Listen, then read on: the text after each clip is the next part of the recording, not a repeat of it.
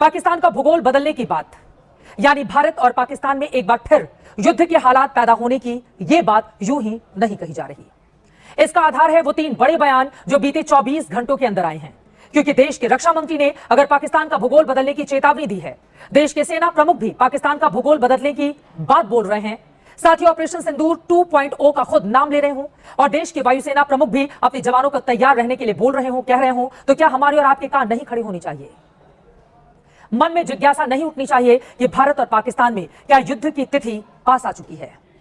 सबसे पहले सेना प्रमुख जनरल उपेंद्र द्विवेदी को सुने, जो राजस्थान के अनूपगढ़ में थे और एक सैन्य चौकी पर अपने सैनिकों के बीच में सेना प्रमुख ने पाकिस्तान के लिए वही चेतावनी जारी की जो रक्षा मंत्री राजनाथ सिंह ने भी दी थी, पाकिस्तान का भूगोल बदलने वाली। सुनिए। इस बार हम आगे की कार्रवाई करेंगे और कुछ ऐसी कार्रवाई करेंगे कि हो सकता है पाकिस्तान को सोचना पड़े कि उसे इतिहास में भूगोल में रहना है कि नहीं रहना। अगर उसे भूगोल में अपनी जगह बनानी है तो उसके लिए उसे जो स्टेट स्पॉन्सर टेररिज्म जिसको हम बोलते हैं, यानी कि उसका देश जो टेररिज्म को स्पॉन्सर कर रहा है उसे रोकना पड़ेगा।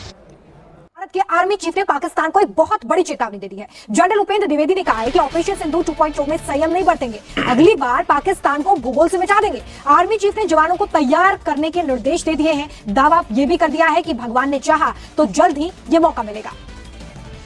और जो उनको इंडोक्ट्रिनेशन करते थे या उनको तरबियत देते थे, जिनको हम बोलते हैं कि उनके आका, उनको डिस्ट्रॉय करना चाहते थे। और यही चीज हमने टारगेट में की, जिसमें 7 टारगेट में आर्मी ने किया था, 2 एयरफोर्स ने किया था। और इस बार हमने हर टारगेट को डिस्ट्रॉय करने का प्रूफ भी दिखाया दुनिया को। ये तो पाकिस्तान छुपा ले जाता था, पर इस बार हमने दिखाया कि ये देखिए यहाँ पे हमने ये डिस्ट्रॉय किया, ये डिस्ट्रॉय किया। और सारी जो खबर है तकरीबन 35 से 40 तो पहले नाम आए थे, लेकिन आपको पता है कि जब वो उनका 14 अगस्त को उन्होंने गलती से एक लिस्ट जाहिर कर दी थी जिसमें 100 से भी ज्यादा नाम थे जो कि वहां पर लोग खत्म हुए। और ये मैं फौजियों की बात कर रहा हूँ जो वहां पे खत्म हुए थे। टेररिस्ट जो है वो तो बहुत ही ज्यादा थे, ठीक है, तो टेररिस्ट को तो वो गिनते ही नहीं। तो ये मैं आपको बताना चाहता हूं कि इस बार भारत देश पूरी तैयारी के साथ है और इस बार वो संयम नहीं रखेगा जो सिंदूर 1.0 में हमने संयम रखा। इस बार हम आगे की कार्रवाई करेंगे और कुछ ऐसी कार्रवाई करेंगे कि हो सकता है पाकिस्तान को सोचना पड़े कि उसे इतिहास में भूगोल में रहना है कि नहीं रहना। अगर वो कहते हैं ना कि अगर लड़ाई के बाद मुक्का याद आए कि दुश्मन के मुंह पर मारना है तो बेहतर है उसे अपने मुंह पर मार दो। अब ये जो उपेंद्र द्विवेदी है, भारत का आर्मी चीफ, टोटल कद इसका अगर देखें बाकी फौजियों से तो ये 2.5 फुट बनता है। इससे लंबे तकड़े गबरू तो हमारे सिपाही होते हैं जो कि इसे चपेड़ मारेंगे तो शायद इसके सर के ऊपर से ही गुजर जाए। और बाज़ तो इस पर तरस खा देंगे, इतना छोटा बुजुर्ग है, इसे हम क्या कुछ कहेंगे। लेकिन इसने जो बातें की हैं कि हम भूगोल से पाकिस्तान को मिटा देंगे, यानी दुनिया के नक्शे से हम पाकिस्तान को मिटा देंगे, तो बच्चे एक बार फिर आकर देखना, 2 बार हमारी ज़िंदगी में तुम आए हो। एक बार 2019 में जब हम होश में थे, यानी जब हम इतने थे कि हम देख सकें क्या होता है, और अभी रिसेंटली मई के अंदर जब तुम्हें चपेड़ें भी मारी और फिर रोने भी नहीं दिया और तुम मिन्नतें करने अपने बाप ट्रम्प के पास गए और उसे जाकर तुमने कहा कि हमें सीज़ फायर दे दो, हमने मज़ीद जंग नहीं लड़नी। और कई बार उसका जिक्र डोनाल्ड ट्रम्प भी कर चुका है। पाकिस्तानी झूठ बोलते हैं, चलो हम सोशल मीडिया वाले या हम यूट्यूब वाले झूठ बोलते हैं, हमारा मीडिया झूठ बोलता है, हमारी आवाम भी झूठी है। डोनाल्ड ट्रम्प तो झूठा नहीं, राफेल कंपनी वाले तो झूठे नहीं। चलो छोड़ो, तुम्हारे अपने ही लोग, तुम तो अभी होश में आए हो 5 महीने बाद और कल 3 बयान आता है।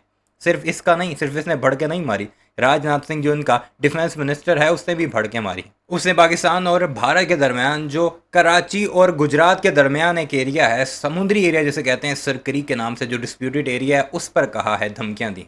और तीसरा आया है उनके एयर चीफ का, जो कि पहले भी 3 महीने बाद जाकर उसने कहा था कि हमने जहाज गिराए हैं, और कर फिर उसने पाकिस्तान के 21 जहाज मार गिराए हैं। यानी भारत की अफवाज भी और उनके मंत्री भी बॉलीवुड से इतने इंस्पायर हैं कि 5-5 महीने लगते हैं इन्हें पाकिस्तान के जहाज गिराने में। और भारतीय अवाम भी माशाल्लाह से फिर इतनी बेवकूफ़ और जाहिल है कि वो भी इस पर वाह वाह करती है। यार तुम पहले एक जगह बैठो, सारे मिलकर बैठो, जिसमें एयर चीफ भी हो, जिसमें आर्मी चीफ भी हो, डिप्टी आर्मी चीफ भी हो और CDS भी, और साथ एक GD बख्शी और गोबर आर्य को भी बीच में बिठाना और आपस में तय कर लो कि आपने मीडिया पर बयान क्या देना है। एयर चीफ कहता है 5 जहाज गिराए हैं, GD बख्शी 21 जहाज तक पहुंच गया, 13 जहाज कल की तारीख में गोबर आर्य ने गिराए हैं अपने सोशल मीडिया पर, अपने व्लॉग में। और इस तरह बेशुमार ऐसे गोबर खोर इनके एंकर्स हैं या फिर इनके सोशल मीडिया पर्सनालिटीज़ हैं, सेलिब्रिटीज़ हैं, जो कि इस तरह रोज़ाना की बुनियाद पर पाकिस्तान के जहाज़ गिराते हैं कि फिर उनके आर्मी चीफ को निकल कर आना पड़ता है और 14 अगस्त की उस लिस्ट का हवाला देना पड़ता है जो कि फैब्रिकेटेड और फेक है, कि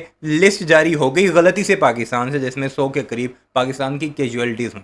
जाहिलो, उस पर हम पहले ही पोस्टमार्टम कर चुके हैं। वो फेक तुमने ही बनाई हुई थी। सारे के सारे सिपाही लिखे हुए थे और हर एक के नाम के पीछे मोहम्मद था। बेशक हम मोहम्मद नाम लगाना पसंद करते हैं, लेकिन क्या पाकिस्तान की फ़ौज के जितने भी ज़ख्मी होते हैं, जितने भी फ़ौजी जवान भर्ती होते हैं या शहीद होते हैं, क्या उन सब के नाम के पीछे मोहम्मद होता है या फिर शहीद होने के बाद हम टाइटल दे देते हैं? ये तो इनकी अकल है। आगे सुनते हैं भारतीयों का इस सारे मामले पर मजीद क्या कहना है, और धमकियां सुनकर आप ज़रूर महसूस होंगे। वो गोल में अपनी जगह बनानी है, तो उसके लिए उसे जो स्टेट स्पॉन्सर टेररिज्म जिसको हम बोलते हैं, यानी कि उसका देश जो टेररिज्म को स्पॉन्सर कर रहा है उसे रोकना पड़ेगा।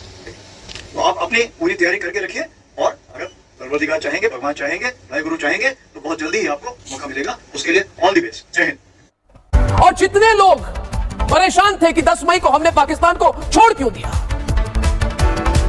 जब उनके गले की नस हमारे हाथ में थी, तब सीजफायर क्यों हो गई, क्यों ऐलान किया?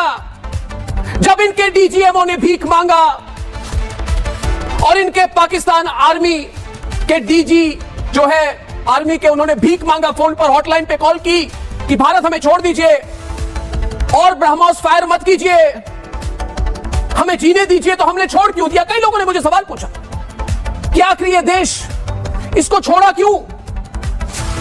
खत्म कर देते, पीओके ले लेते, लाहौर पे चले जाते और कराची को जला देते। भारत के सेना, वैसे लाहौर कराची तो ये पहले ही जला चुके थे। आपने इनका मीडिया देखा होगा, ये घुस गई है भारतीय सेना, हमारे टैंक जो हैं वो लाहौर में दाखिल हो चुके हैं, सियालकोट कब्जा कर लिया है, कराची में हमारी नेवी घुस गई है, ब्रह्मोस मार दो, ये कर दो, वो कर दो। प्रमुख ने जो सीधी चेतावनी दी है आज पाकिस्तान को, उसको सुनकर आप सबको खुशी होगी ये सुनकर कि एक तरह से ऐलान कर दिया है भारत के सेना प्रमुख जनरल उपेंद्र द्विवेदी ने कि बस मौके की तलाश है, एक मौका मिल जाए, हमें एक मौका मिल जाए, ऊपर वाला हमें एक मौका दे दे, तबाह कर देंगे पाकिस्तान को। बस एक मौके की तलाश है हमें। देखिए, पाकिस्तान की उम्र आज दोस्तों 78 साल 1 महीने और 20 दिन की है। भाई, अगर कोई इंसान इतनी उम्र का हो जाता है, 78 साल 80 साल का उम्र हो जाता है, तो उसकी उम्र ठीक ठाक मानी जाती है। कुछ लोग ये कह सकते हैं कि जनरल उपेंद्र द्विवेदी सेना प्रमुख हैं। सैनिकों का मनोबल बढ़ाने के लिए उन्होंने, इसका कद देखिए कितना सा है। हमारी तरफ तो इतने बंदे फौज में रखते ही नहीं है, इन्होंने अपना आर्मी चीफ बना दिया। ऐसे बंदे आपने देखे हैं कोई छोटे छोटे गिठे जो हैं, वो हमने आर्मी चीफ लेवल तक जाते हो, फौज में ही नहीं रखते, इनिशियल में ही उन्हें बाहर कर देते हैं। लाजमी किसी सिफारिश पे आया किसी फौजी जर्नल की, और फिर सिफारिशों पे जाता जाता यहाँ तक पहुँच गया, क्योंकि इससे पहले आपने आर्मी चीफ का कोई बयान नहीं सुना होगा। डिप्टी आर्मी चीफ देता रहा, CDS देता रहा, डिफेंस अताशी देता रहा, बाकी नरेंद्र मोदी के मंत्री चमचे चमाटे देते रहे, साबिक जर्नल देते रहे। ये पहली बार इसे हवा लगाने के लिए और धूप लगाने के लिए बाहर निकाला। ये बात कही होगी, अभी तो कहीं भी युद्ध के हालात नजर नहीं आते, इसीलिए सेना प्रमुख के बयान का दूसरा हिस्सा भी आप गौर से सुनिए। तो ये मैं आपको बताना चाहता हूं कि इस बार भारत देश पूरी तैयारी के साथ है, और इस बार वो संयम नहीं रखेगा जो सिंदूर 1.0 में हमने संयम रखा था। अब कब ये मौका हमें भगवान देगा, भाई गुरु देगा, परवरदिगार देगा, वो तो मैं नहीं बोल सकता हूँ, लेकिन मैं यही बोल सकता हूँ कि अगर ये मौका जब भी मिलेगा तो आप उसमें बिल्कुल अच्छी तरह अच्छे नतीजे की तरफ बढ़ेंगे, और नतीजा हमारी फेवर में होगा। तो अगर आपने गौर किया हो तो सेना प्रमुख जब ऐसे सैन्य ठिकानों पर जाते हैं तो उसकी चुनिंदा तस्वीरें आती हैं, बातचीत का ऑडियो बहुत कम जारी होता है। लेकिन इस बार हुआ है, क्योंकि जिसका भूगोल बदलने की बात कही जा रही है उसे भी ये बात सुनानी थी। सेना प्रमुख की इन 4 लाइनों ने आज पाकिस्तान का बीपी और शुगर लेवल जरूर बढ़ाया होगा। उन्होंने कहा, पाकिस्तान का भूगोल बदल दिया जाएगा, ऑपरेशन सिंदूर 2.0 में संयम नहीं रखेंगे, हमारे जवान अपनी तैयारी पूरी करके रखें, भगवान ने चाहा तो मौका जल्दी मिलेगा। ऑपरेशन सिंदूर का पार्ट 1 4 दिन का था, उसमें भी भारत का संयम था। 6-7 मई की रात भारत ने पाकिस्तान में सिर्फ 9 आतंकी अड्डे तबाह किए, वो भी सीमा पार। इसके बावजूद पाकिस्तान ने 8 और 9 मई की रात भारत में ड्रोन अटैक की, वो भी हमारे रिहायशी इलाकों में। भारत ने संयम तोड़ा तो 2 ही दिन 9 मई और 10 मई की रात पाकिस्तानी आर्मी को मिट्टी में मिलाकर रख दिया गया। पाकिस्तान को 22 घंटों में हमारी सेना ने घुटनों पर ला दिया। वाराणसी में 8 जगहों पर ऑपरेशन गांजीव के तहत मॉक एक्सरसाइज किया गया है। कैंट रेलवे स्टेशन, सरकारी बस अड्डा समेत 8 जगहों पर NSG और ATS के जवानों ने ड्रिल किया। ये मॉक ड्रिल शहर में आतंकी हमले या किसी भी आपात स्थिति से निपटने के लिए किया गया है। ड्रिल वाली जगहों पर सबसे पहले प्रतीकात्मक रूप से बम धमाके हुए हैं, जिसके बाद जवानों ने तुरंत मौके पर पहुंचकर मोर्चा संभाला। कैंट रेलवे स्टेशन पर जवानों ने संदिग्ध वस्तुओं को कब्जे में लिया और उसके बाद ये ड्रिल शुरू की। लेकिन किसी देश के इतिहास भूगोल पर इस उम्र में अगर इतनी बड़ी संकट आ जाए तो समझ लीजिए बहुत बड़ा खतरा है। देशवासियों, ये खतरे की ये घंटी पाकिस्तान के लिए बज चुकी है। अगर आज आप सेना प्रमुख जनरल उपेंद्र द्विवेदी के बातों पर गौर करके आप सुने तो उन्होंने 3 बड़ी बातें कही हैं, 3 बड़ी बातें। पहली बात, उन्होंने कहा है कि अगली बार हम संयम नहीं रखेंगे, अगली बार हम संयम नहीं रखेंगे। ऑपरेशन सिंदूर 1.0 में हमने संयम रखा था, यानी कि हमने डिसाइड की कि ठीक है भाई, संयम रखते हैं, इनको खत्म कर देने की बहुत इच्छा है, मगर भीख मांग रहे तो भीख दे देते हैं। और आज यह है भारत का प्राइम मीडिया। आप इनके हालात से खींचे कि ये लोग जो हैं वो इन्फ्लुएंस करते हैं भारत की आवाम को, फिर निकलना रिजल्ट वही है ना, जो जाहिल के जाहिल हैं, ज़ीरो सिविक सेंस वाले, हर जगह जलीली होते हैं। यूरोप हो, गल्फ़ हो, जहाँ पर जाते हैं जलीली होते हैं, लोग उन्हें नफ़रत की निगाह से देखते हैं। बहरहाल अपनी राय का इज़हार ज़रूर कीजिए। इस 2 फुटे आर्मी चीफ़ के बारे में आप क्या राय रखते हैं वो ज़रूर बताइएगा। चैनल को सब्सक्राइब नहीं किया तो ऐसे वीडियोज़ के लिए उसे भी ज़रूर सब्सक्राइब कीजिए।